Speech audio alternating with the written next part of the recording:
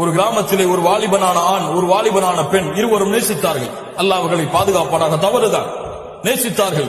இந்த நேசத்தை அறிந்த பெற்றோர்கள் அந்த பெண்ணுக்கு தான் விரும்புகின்ற மாப்பிள்ளையை திருமணம் செய்து கொடுக்க வேண்டும் என்ற காரணத்திற்காக லண்டனில் இருந்து ஒரு மாப்பிள்ளையை பார்த்து திருமணம் செய்து கொடுத்தார்கள்.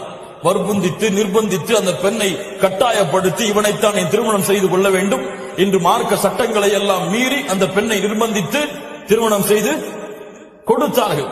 அந்த பெண்ணும் அந்த கட்டாயத்தின் காரணமாக அந்த மணமகனை திருமணம் செய்தார்.